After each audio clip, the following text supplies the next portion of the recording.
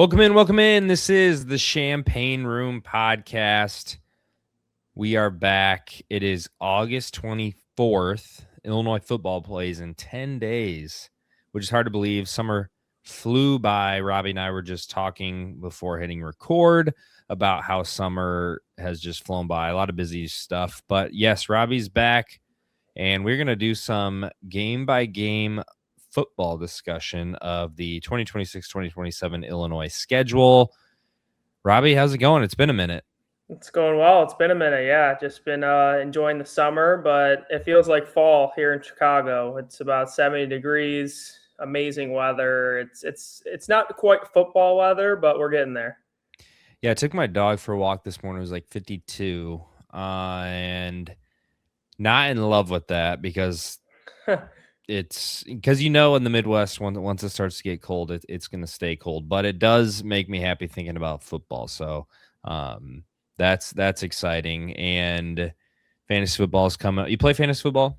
Yep, big fantasy football guy. I'm actually doing a dynasty draft as we speak. It's like kind of rolling fantasy draft. You got like 4 hours to make a pick. So if I go on my phone, you know what I'm doing. But it's the first year doing dynasty. I'm in a couple other leagues. Definitely a big fantasy football guy. Yeah, I love dynasty. I love the concept. And what do you have any thoughts on that? Just makes me think we've got a handful of NBA guys and NFL guys coming back to college. I know it's hopefully just one-off that it's the class of 2022 that's able to get away with this, but from what you've read and kind of kept up with, I don't hear many people that are for it, but what are your thoughts on the whole 2022 class situation?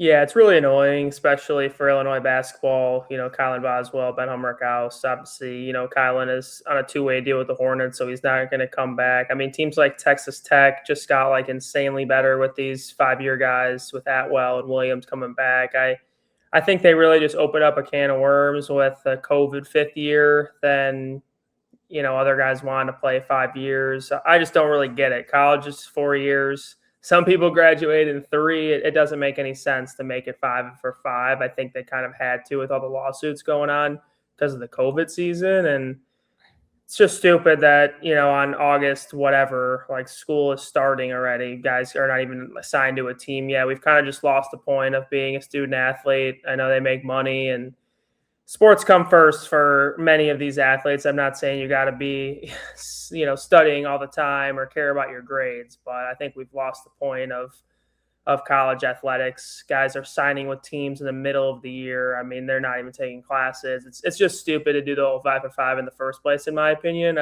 I'm hoping it's just a one-off, and then they'll just go to 5 for 5 right now. But Luke Goody made a good point that his class kind of got screwed. They didn't get the COVID season or the 5 for 5. So wouldn't be surprised if some of those guys try to come back too in his class. But yeah, I think it's just stupid. It's watering down the talent. I know a lot more talent's coming back that could be in the NBA or could be in Europe, which makes the product a little bit better. But these freshmen are getting screwed too. And like I said, college is 4 years. It doesn't make any sense to make it 5. Yeah, I just hope it goes away. Luckily, when the season starts, at least the last few years, it's easy to ignore it a little bit because the product is good, and it's fun when you have more guys staying in college for basketball, and then a lot of guys that would be 5th, 6th, 7th round picks staying for football. Like Illinois has benefited from that with Xavier Scott and a couple other guys the last few years. But yeah, hopefully it goes away. So one thing I put out, actually, before we get into football, there's a couple basketball notes, and one thing I had tweeted out. What are your thoughts on the stripe? I don't know if you saw this. What are your thoughts on the striped old uniforms for basketball? So the ones like Malcolm Hill, Rayvonte Rice, Kendrick Nunn, that's what it makes me think of. What are your thoughts on those jerseys? Because people are not enjoying my thought about them. Really? Yeah. Oh, I didn't look at the comments. I like them. I honestly forgot about those. I saw your tweet about that. I do like them. I don't know what there's to complain about. I think it's a nice jersey. Is it the best jersey that we have? No, but Looks like Armchair is getting after you a little bit. That's funny. But no, I mean, I like them. More jerseys, the merrier. I mean, it's nice to have a throwback night. Not saying you need to go all the way to like Illinois, Michigan football throwbacks, but it's nice to have some throwback jerseys for sure. Yeah, and if you're listening, you can go look it up. Like, look up Malcolm Hill at Illinois, and a picture like this will come up with those uniforms with kind of the street going down the side. I don't know why I liked them, and maybe I'm biased too because I had a few of these like Brandon Paul jerseys growing up, but I low key liked the streak back when basketball Yeah. shorts too went down to like your ankles. Yeah, Um, I like them, but not many tournaments in those jerseys, I would imagine. No, it was a bad era for Illinois basketball. And then the non-conference schedule came out last August 21st, whatever day that would be. So a couple Friday, I think. surprising Yeah. things. Yeah. 3 exhibition games, which feels like a lot, but hey, I'll take it. Hopefully they're all on TV. And yeah, what are your thoughts? There's obviously some big matchups with UConn and North Carolina and Duke and Texas Tech. And yeah, what was your initial reaction to seeing the non-conference schedule come out? Yeah, I guess I just didn't really know the exhibitions. I didn't ask about those. I've been doing the kind of tracker, the scheduled tracker on the Champaign room, and had all the non-conference games on there already. So I don't think a lot of people were surprised by all the games that came out. But it was cool to see the exhibitions. I know they kind of upped that recently, where you can play more of those exhibitions. They used to just do those close scrimmages. And back when I worked from the team, we went to South Carolina. We played against Vandy like in a close scrimmage, and it's kind of like everyone's waiting for the box score, but Underwood and Frank Martin were kind of like stopping the game in the middle of it, teaching. So it's not really like a true game. These are true like preseason games on TV in front of fans, which is cool. It'll be cool to play at Cincinnati. There's some connections with the Biddle family and the Illinois program. Patrick's on the staff, and his brother used to be on the Illinois staff as a GA, and he just went to Cincinnati. So kind of just cool for me. Nobody else cares, but just being roommates with Patrick my 5th year, working with him, that's a cool story. And knowing his brother, they're going out to Cincinnati to play, and then yeah, Baylor, UIC, those exhibitions will be cool. Obviously, we'll hopefully beat UIC by a lot of points, but it's cool to kind of see what games you could go to and then go to the football game the next day too. If you can get a hotel, that Baylor game is right before the Oregon game, and similar with the Eastern Illinois, Iowa. So I think it's a good non-conference. I did want a Black Friday game. I think that would have been really nice. I don't think anyone wanted to come to Illinois and play us. And a lot of teams kind of had their schedules already figured out a little bit. I know Houston was an option. They didn't really want to play us. Florida didn't want to play us. So kind of sucks to have Western Kentucky on Black Friday. It is another home game for fans to go to. I just think with the rumors that we were going to play someone really good and have a 6th like really good non-conference game, that's kind of a little bit disappointing, but can't complain with the 5 good ones. Got some good destinations too. I'll definitely be in St. Louis, Nashville, UConn's here, a couple miles from me in Chicago. So definitely some good games to attend. Yeah, I mean our families will probably be happy that there's no big Black Friday game, or like a couple years ago. I remember trying to watch the Arkansas Illinois game a couple years ago on Thanksgiving, and I had to watch it on my phone, kind of hiding it away during Thanksgiving dinner. But yeah, it's hard to believe that's less than 2 months away. They'll take on Cincinnati in the exhibition, and definitely some intriguing matchups. And like you said, the football basketball crossovers when they do happen are always pretty fun. And hopefully Illinois football is playing some big games, so we're not just anticipating basketball season. But Yep. last basketball note, there's a few different 5-stars Illinois is recruiting. One of them is the son of Navarro Bowman, awesome linebacker for the 49ers for a while. What's the update there? Sounds like some of them are visiting campus. It's getting pretty serious. So what do you know about the 5-stars? Yeah, we got 4 5-stars coming to visit, 3 in the class of 2027. Brady Pettigrew is the best player in Illinois in class of 2028.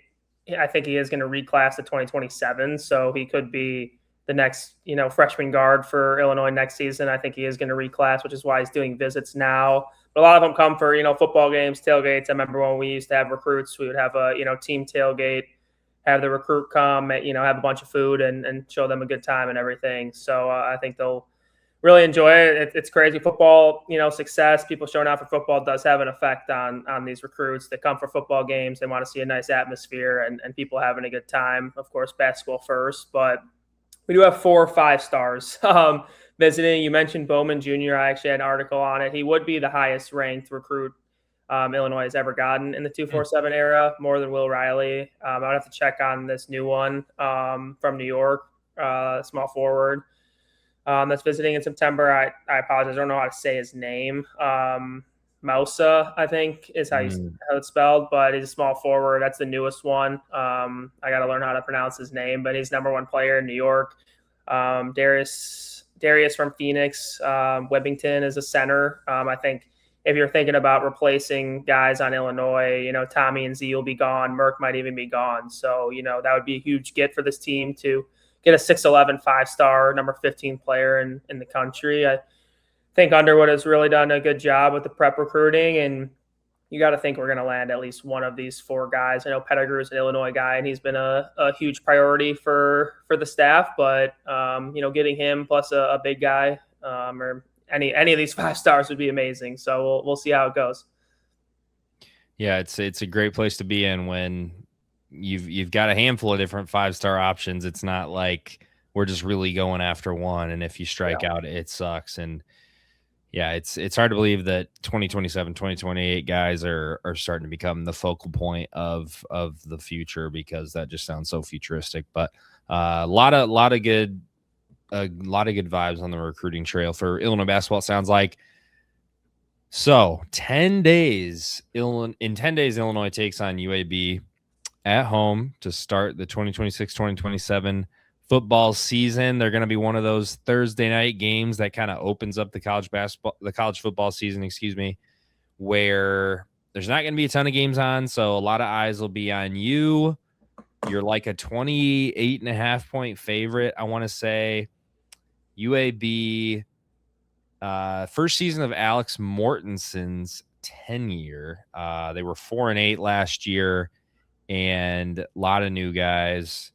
Hopefully this isn't much of a game. What are your thoughts? Hopefully it's just a getting warmed up for the season type game.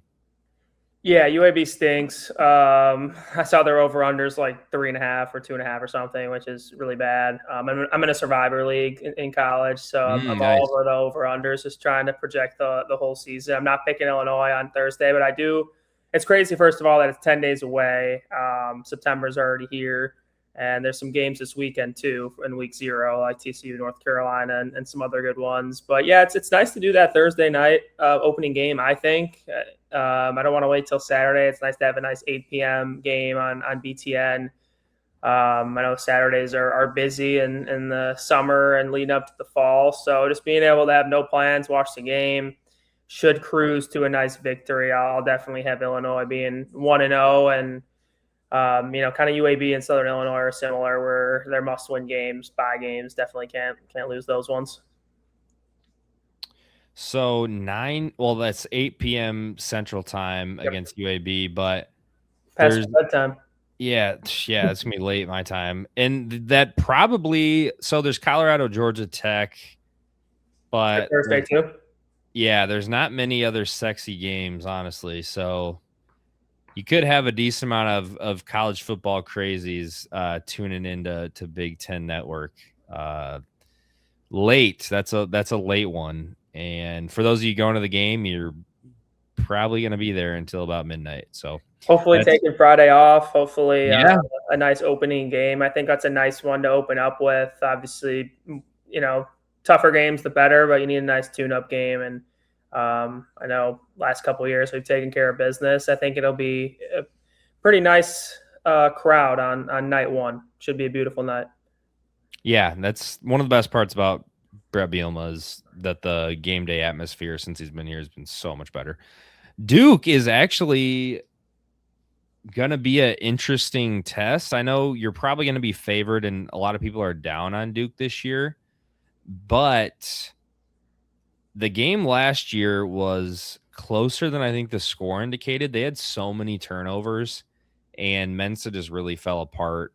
They, for some reason, stopped attacking, and attacking your defense, it felt like.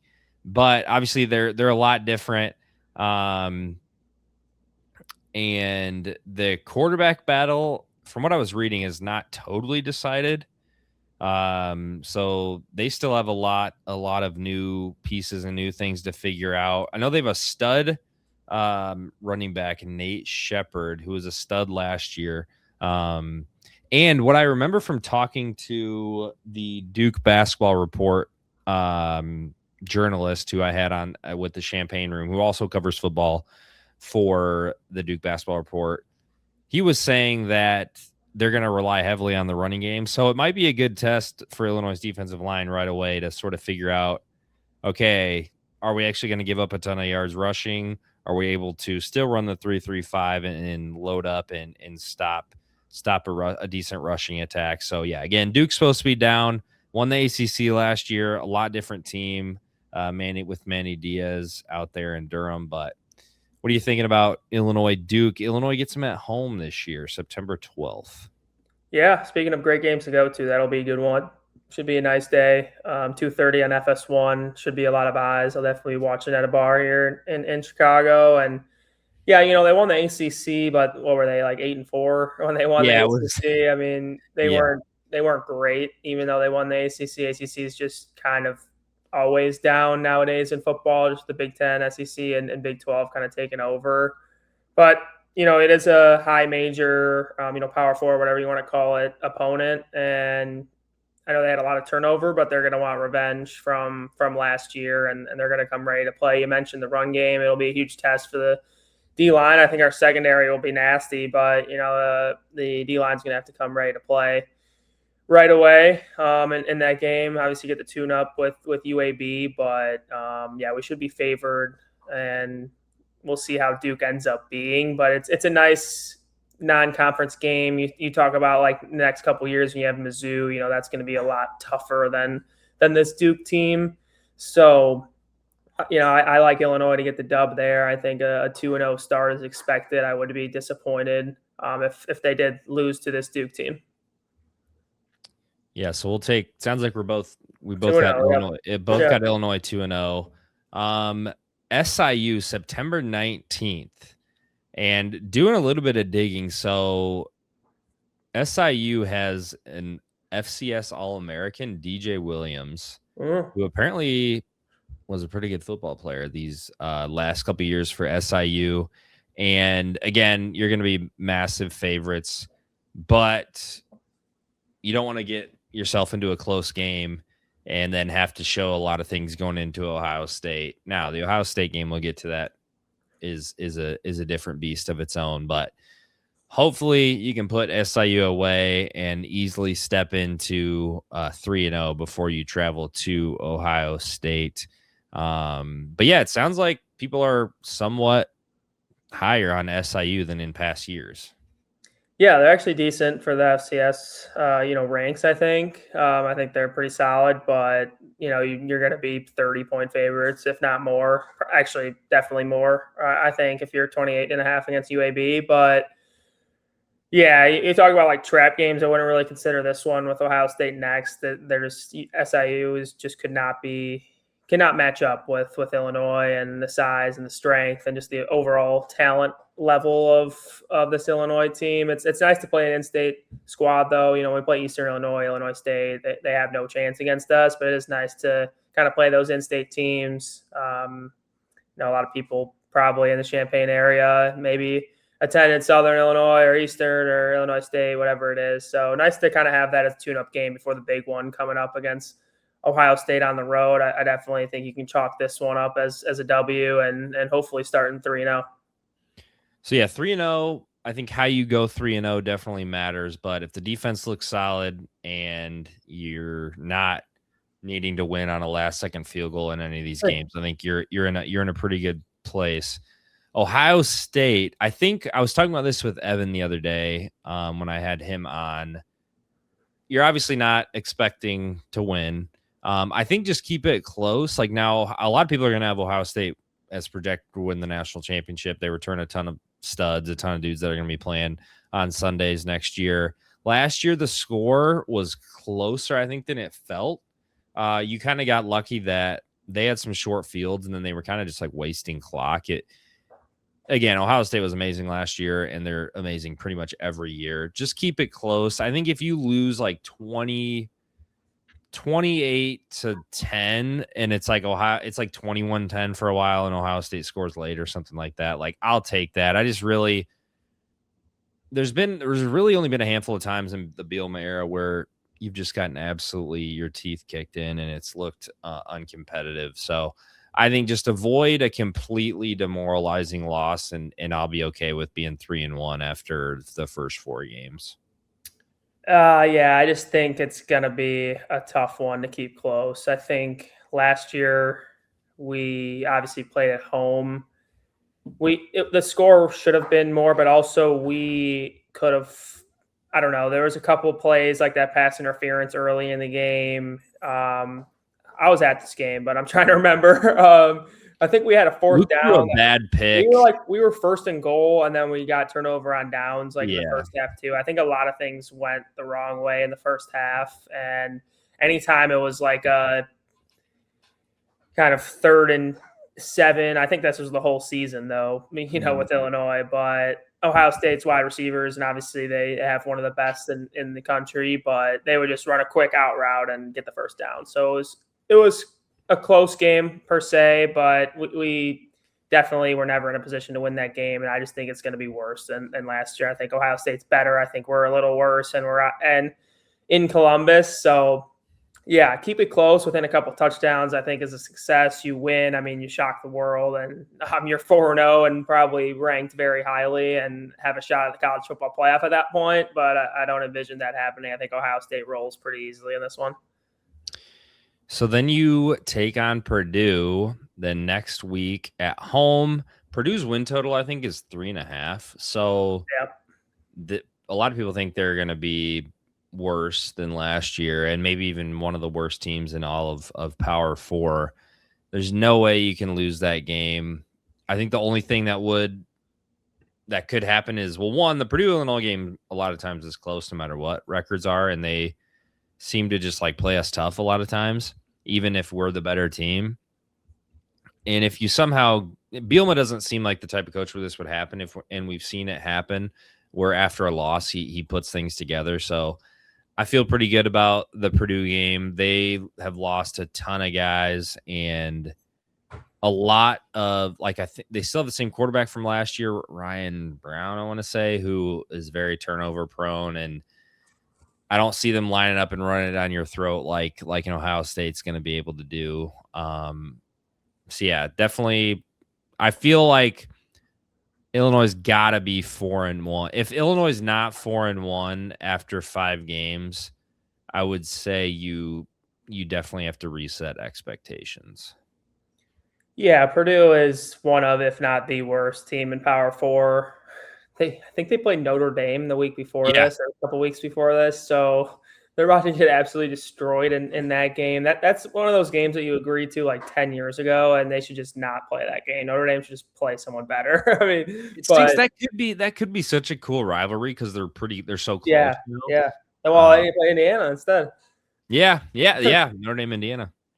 Yeah, no, I agree. 4-1 homecoming game should be packed house, just with alumni and dads coming or wanting to relive the glory days in Champaign. But yeah, Purdue's terrible. They're, like I said, one of the worst teams in Power 4. It is a rivalry game, trophy on the line. There has been multiple occasions where we should roll by a lot of touchdowns and we end up winning 50-49. And they killed us one year when I think we're favored as well. So it might be closer than expected, but yeah, that's an absolute must win at home against Purdue. I mean, until further notice, I think Purdue is just a must win game. If they're going to be this bad, even if you're in West Lafayette, you got to win that game. And I think 4-1 is the expectation. And that's a really good start for this team. You're halfway to, I guess my personal goal of getting to 8 wins. I think that would be a successful season for this team. Of course, more the better, but you're already halfway there through 5 games. So that would be awesome. And I definitely think we'll be 4-1 is my prediction.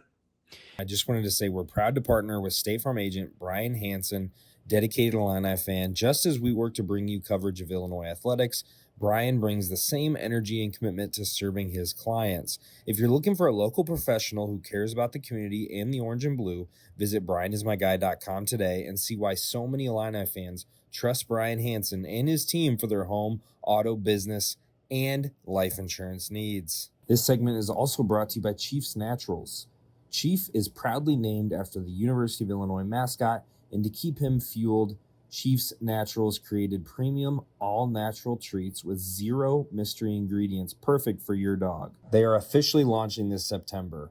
Head over to chiefsnaturals.com right now and join the VIP list. You'll get exclusive email updates about the launch. You don't want to miss the first Chiefs Naturals drop. Again, that is chiefsnaturals.com. Simple ingredients, epic tail wags. Yeah, there's a world where I feel like you still at 4-1 don't totally know like who you are as a team because of the way the schedule's lined up. Now, I don't want to discredit Duke or Purdue because, again, most of our lives Illinois football has been, the patsy. So, but I do think going to Michigan State, like if you go to Michigan State and win confidently, even if Michigan State's not very good this year, because they have a tough schedule too, and first year of Pat Fitzgerald could take some adjustment, but like if you go after beating Purdue and you beat Duke and you play tough against Ohio State and then you go win at Michigan State, I'm pretty sure it's their homecoming too. So they'll probably have a little extra juice.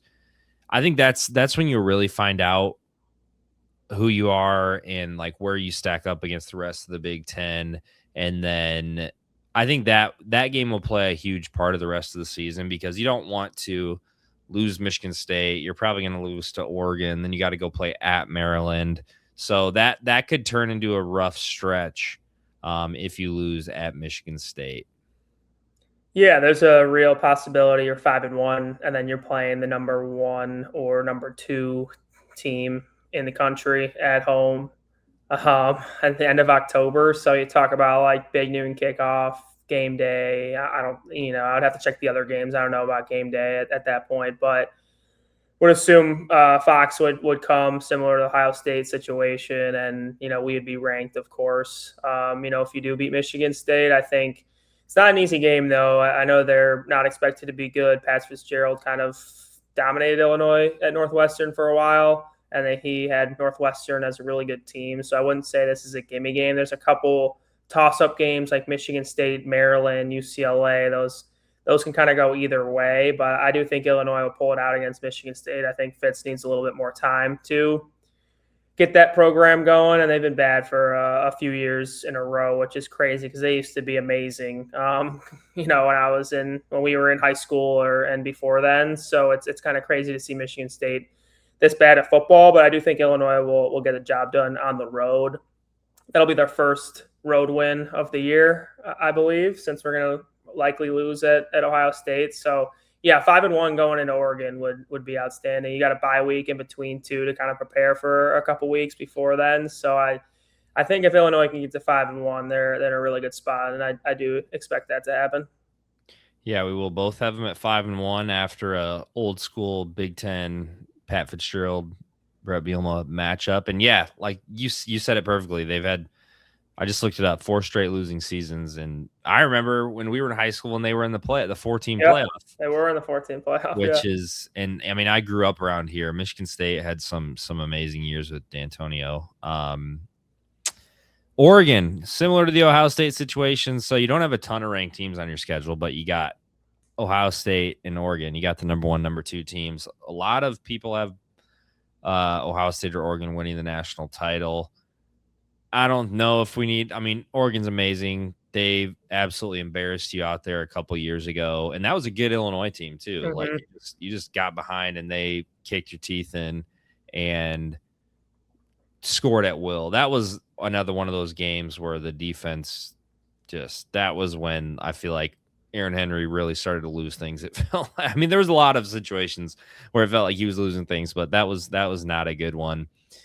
So yeah, that was a bad one. I remember I was on a family trip and I was watching on my phone, and I think early on in the game I just stopped watching. That was bad. And yeah, I don't think Illinois. I actually think Oregon's the best team in the country. I think I'm going to take them to win the national championship. They got a lot of their defense back. obviously in the playoff last year. So another one where it's like keep it close. It sucks because I feel like last year there was a couple games in the schedule where you're like, okay, that's a loss, and for sure a loss. And that's kind of what we're doing with Oregon, Ohio State too. It'd be great to kind of get to the point where it's like, okay, we can win this game since we're at home. But yeah, unfortunately, I do think Oregon's gonna give it to us pretty good at home.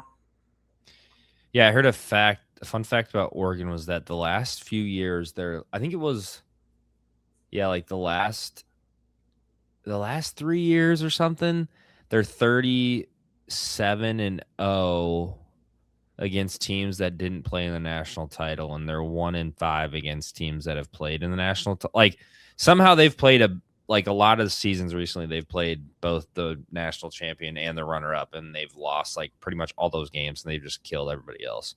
Yeah. Okay, so we're both at 5-2. Both at 5-2. Another massive stretch here. Because, and again, Evan and I were talking about this, like SIU and UAB should be no doubt wins. Ohio State and Oregon are probably losses. Then there's you should probably beat Purdue. You should probably beat Duke. But there's so many coin flips. So a lot of these Big Ten games are coin flips once you get here. Yeah, I think. Literally. So it gets really dicey. I'll let you go first on any thoughts about Maryland. Yeah, I had an article off of the Champaign room kind of previewing all my games. So since then, I've talked to some people that are smarter than me in the football space, and they are mad at me that I picked Illinois to lose to Maryland on the road. Maryland's not going to be good, but I just feel like every year we lose a game that we shouldn't lose. And you could probably say that for a lot of teams, but like last year, Wisconsin, Minnesota, the 1 year, it's hard to win these road games. And you can kind of choose between Michigan State, Maryland, UCLA, which one would be a drop. If you win all three, you're in a outstanding position. Because then you probably only have 2 or 3 losses on the entire season if you could win all these. Toss-up games. But I did predict Illinois lose to Maryland. I think it's a trap game between Oregon and Nebraska. You're not to Maryland. I just think there's not going to be a lot of juice in that game. Maryland's probably not going to have a great record, but they are a decent team. And a lot of people are saying the same type of thing with UCLA, but I think you can kind of go with one of those two. But I do think – in my prediction, I have Illinois losing this one unexpectedly and getting to 3 losses on the season. So, unfortunately, back-to-back losses for me. Yeah, I think we're going to be on the same page. It's going to be similar. I think that a couple years ago, the Cheez-It Bowl team got killed by Oregon, and then they had just lost to Minnesota in a tight one. So, like back-to-back losses, even though that was still only a 3-loss team. And Maryland, yeah, it feels like one of these games you're bound to lose. And I feel better about Nebraska, maybe just because last time you played Nebraska on a Friday night, like things went pretty well. Mm-hmm. Yeah. And I feel like we always play Nebraska on Fridays. I vividly remember last time we did, yeah. Yeah, and like 10 years ago, we played them on 8 or 9. No, maybe it was like I was in college. We played them on like a Friday night too. Back when they were pretty good. Anyways, yeah, Maryland, Malik Washington's a stud. We were able to contain him actually pretty well last year, which we weren't able to contain that many quarterbacks. And I just looked. So according to Maryland's website, their athletics website, they returned 71% of their contributors last year, which I imagine super high because I think most teams are like somewhere in like 40, 50, 60%. Yep. So that's definitely a perk. Way more than us, that's for sure. Yeah, but they've also had like a handful of seasons since Mike Locksley's been there that they've kind of just fallen apart. And so, yeah, I do think that's going to be a loss. Feels like I said this again the other day. I feel like some of your close wins from the last few years, like it's bound to flip.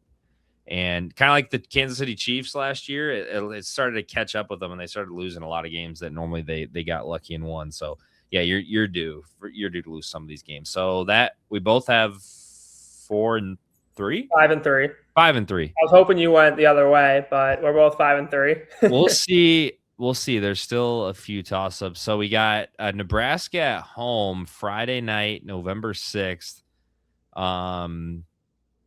Yeah, Nebraska lost Raiola. Obviously, he's now the backup at Oregon, and they bring in, the name is dude from UNLV, losing his name, Calandria or something like that.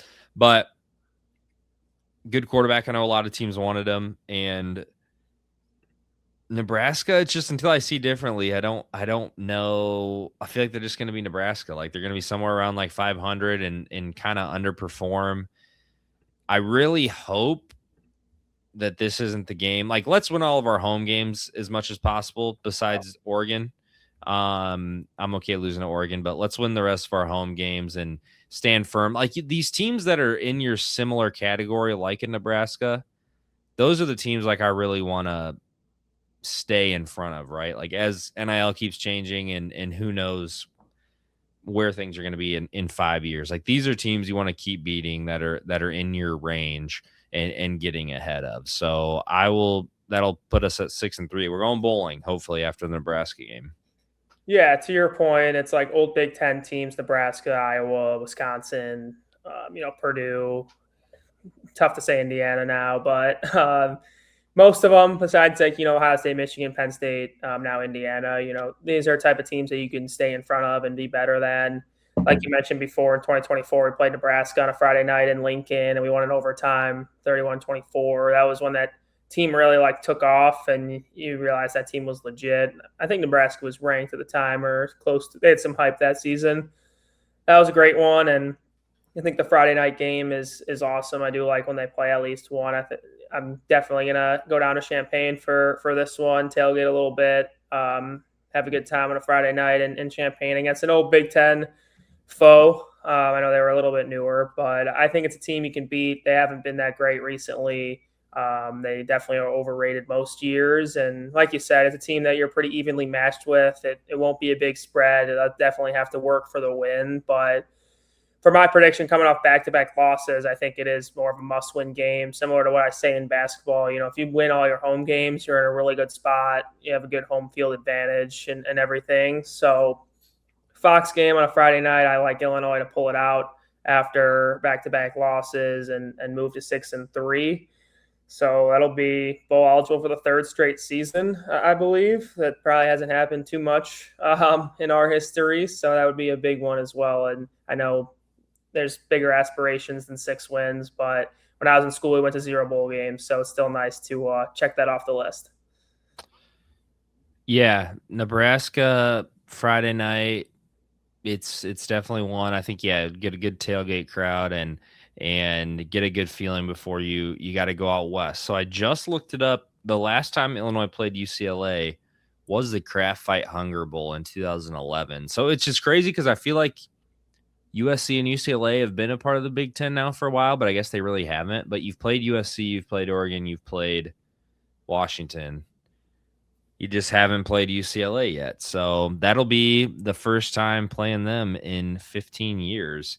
Also a Friday night, November 13th, Bob Chesney comes in there from James Madison, who took over for Curt Cignetti. Hopefully he didn't get any of that magic because that would not be good for Illinois' sake. But Nico, Illy, man, I can never say his name. The dude that was at Tennessee. Yeah. Lamaeva. Wow, that was terrible. Anyways, that'll be an interesting one. I could see going either way. Who knows? Like, I feel like a lot of times people give coaches like a first year bump, but I think it's really going to depend on where UCLA is at that point, because I don't really worry about Brett Bielema getting a team ready to go out west late in the season. So I'm gonna take Illinois to win that one, even though yes, UCLA is bringing over a handful of guys from James Madison. They're coming up a level, and I'm gonna take the odds that it's not gonna go like Curt Cignetti bringing a bunch of James Madison guys to Indiana, and you're gonna be catching them after a win against Nebraska, and then yeah, just playing Big Ten football, and I just trust Brett Bielema versus past coaches to have a team ready to go on a Friday night in Southern California. Yeah, we haven't really done well out west, to be honest.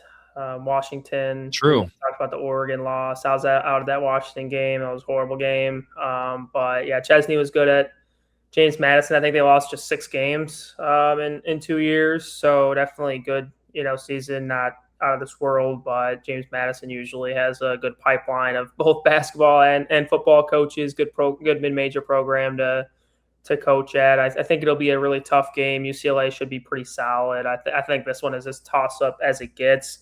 A lot of people will probably give UCLA a little nudge for being at home, but yeah, I do think Illinois will pull this one out west against UCLA. It's crazy we haven't played them yet. I would assume we're going to play them again next year if we haven't played them at all so far.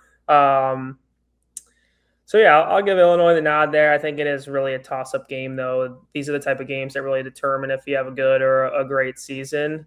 And yeah, I'll lean Illinois. It should be a nice day out in Southern California, and hopefully we bully them a little bit with the Midwest type of style of football, and we get that win. So that puts you at 7-3. 7-3. So we're both at 7-3. Okay, I'll be interested to see what you say for this. Also, back-to-back Fox Friday nights. It's going to be a little like deja vu, which it's risky. I like a couple years ago when we beat Nebraska on that Friday night. It's like, sweet, people are going to talk about us on game day. It's awesome. But then if you get killed on like a Friday night, I want to say the Kansas game a couple years ago at Kansas was a Friday night, and then your weekend just kind of sucks. And then you're thinking about it watching game day. Then you go back to a Saturday game right before Thanksgiving, I believe. Who knows? It could be like snowing at this game, or it could be 70 and sunny. It'll be a cold game, I'm sure. I am kind of pissed about the UCLA gaming on Friday just because Illinois basketball plays too. But yeah, I think that football game's at 8, so basketball will probably just play at 6, and then it'll probably be done around by the time the game starts. But yeah, usually they stagger those a little bit better. But yeah, I can't complain about the Fox Friday night games. Iowa. So I know they have a new quarterback, but I'm pretty sure a lot of people have ranked him as like the least excited about quarterback going into the Big Ten season. And of course, they have like a few offensive linemen that I saw in mock drafts the other day. Can't say I know a ton in depth about Iowa at this point, but I know Kirk Ferentz is probably going to have a solid team, and unfortunately I feel like they're going to be able to run the ball. I don't trust our defensive line to be able to stop the run. So this game, as much or almost as much as like the Ohio State Oregon, from just the fact that I know I was going to line up with their big beefy offensive line and try to run it down your throat. So I'm actually going to take this game as a loss just because I think Illinois' schedule is nice, but I don't think this team is better. Like, I just can't take 9-3. I think they have to lose one of these games, and I think it's going to be Iowa at home on November 21st. So that would put you at 7-4. Yeah, I think we're going to be exactly the same, unfortunately, but I do have Illinois losing. A lot of people view Iowa as like a big rival. Of course they are. We haven't played them in football since 2023, which is crazy. But yeah, I kind of put it in the article that I had. We've lost 14 of the last 16 games to Iowa in football, dating back to 2003. So they've absolutely dominated us. I know we had a lot of years where we were terrible. And we had that one game we won like 9-6 or something. Yeah. So one of our wins is a 9-6 win. Doesn't matter how you win, but that just shows that they kind of just dominate us in football. They're going to be good again. They're consistently 8-9 wins. If you're an Iowa fan, you probably want them to get over the hump and like make the playoff, of course. But yeah, they're just solid. They're always good.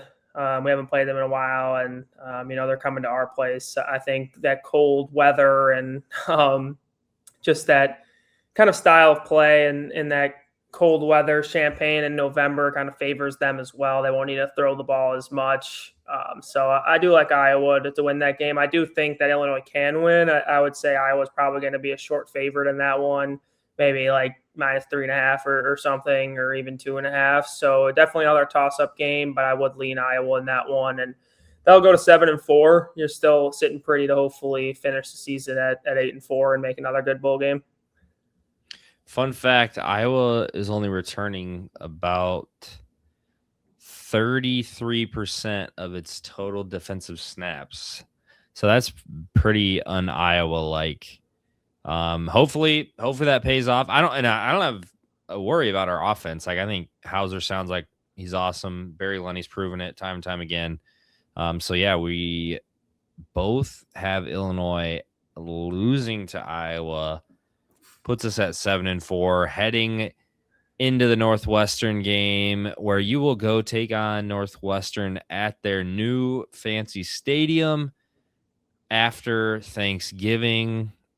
That's always, and it's been fun since we've been winning that game the last few years, because like you have a nice Thanksgiving and then it's like, okay, I'm going to flip on the game and Illinois is probably going to beat up on Northwestern. Last year with that crazy snow game was fun. So hopefully another snoozer. They actually have a tough schedule too. So they might be really beat up and struggling to finish the season at that point. So I'm going to take Illinois by, who knows, but 2 touchdowns at this point. Yeah, I mean, I'll take Illinois as well. I think Northwestern can be better than people think. The line's actually out already. Illinois is -3.5. So Wow. It is going to be a tighter game than you think. My buddy swears on Northwestern being good. He is an Illinois grad, but I don't care about their new stadium or anything. You got to beat Northwestern in every sport. And yeah, I mean, it'll be cool for people to go. There's a lot of Illinois fan base, obviously, up here in the Chicagoland area. So it's usually a 50-50 split of fans, an excuse for Illinois to go see their team. I just think with half the stadium being Illinois and you're the better team, you got to beat Northwestern to get to that 8-win mark. Went to the game at Wrigley, went to another game at Northwestern. It's always a good time when you win, and hopefully we end the season with another dub against Northwestern, but I do think they are going to be pretty solid and better than people think. Yeah, Chip Kelly, familiar face. Aiden Childs, also a familiar face. So yeah, they'll be interesting. They'll be interesting to say the least. So we both ended up at 8-4, which that's actually, I've been constantly thinking 7-5. So I would be okay with 7-5. And if you get a bunch of injuries or something crazy happens, just at least make a bowl game. But we both have Illinois beating UAB, Duke, SIU, losing to Ohio State, beating Purdue to be 4-1, going into East Lansing. Beat Michigan State, you're 5-1. Lose to Oregon, you're 5-2. Lose to Maryland, you're 5-3. Beat Nebraska at home on Friday night, November 6th. You're 6-3. Beat UCLA, you're 7-3. Lose to Iowa, 7-4, and then finish off the season. Win in the Land of Lincoln Trophy, you're 8-4. Is there anything we didn't cover or anything that kind of stands out to you about the schedule, as we, again, are only 10 days from Illinois kicking off? Yeah, I'm just excited. I think you mentioned 7-5, 8-4. I think over under is 7.5. So hopefully right around there. I do think it could go either way. I think I would be slightly disappointed with 7, but I would be very happy with 8 and beyond. I did say maybe a big noon kickoff at Oregon, Illinois, but Indiana, Michigan does play the same day. So that'll be a good one. Probably won't get that, but nonetheless will be a very good matchup. Definitely excited for football to start, and just college football Saturdays, nothing better than hanging out with some people and watching the game, especially when Illinois is good. So crazy that it's 10 days away. We're open for 8-4 on this podcast. I'm interested to see what other podcasts are saying. I could see it going either, I've seen some 6-6. I've seen some 9-3. I think there's a wide range of outcomes that could happen for this team. I think the 7.5 win total is literally perfect, because I could easily see 7-5. Like a few of those games, like UCLA, Iowa, Nebraska, Maryland, those are all games, and even like Northwestern, who knows at the end of the season, those are all games that could flip flop and we could get wrong. So, and yeah, it's still crazy. Oregon's coming here to play, and that's a conference. Like every time I think I'm used to the West Coast teams being in our conference, and then Oregon comes and plays, and that'll be weird just to have Oregon Duck green in Champaign. But cool. 8-4. Football's so close. That's our game by game breakdown. Robby, what do you got coming up? Basketball's in a weird spot right now. Like, I know Jake Davis and some of the other guys were traveling, and Merck's foot hopefully is going to be good here in 4 weeks or less, where he can start practicing and whatnot. So yeah, what do you got going on? What's coming up, and where can people find you? Yeah, not a lot going on, kind of in limbo space right now for basketball, but they should be getting started here soon. Big Ten schedule should release in about a month, and practice starts in about a month too, or even less. So we'll kind of get things rolling there. I'm hoping Underwood has another media day soon, so we get some nuggets. But yeah, just writing articles to Champaign Room and Roundtable as well. So as usual, feel free to follow me on X. You'll see everything on there. I do post everything on there as well. So hopefully we'll do this again soon. I know there's not a lot to talk about, but with football coming up and basketball not too far away, we'll have some more stuff to talk about. Yeah, we're so close. Hard to believe. Summer flew by, but it's great to have football coming up, and hopefully, yeah, another 8 or 9 win season would be awesome. So cool. Well, Robby, thanks for joining me. I'm Illini Isaac. It's been fun. Thanks for tuning in. We have a lot of content coming to the Champaign Room with football getting started and students back on campus, all that fun stuff. So most importantly, ILL. I know.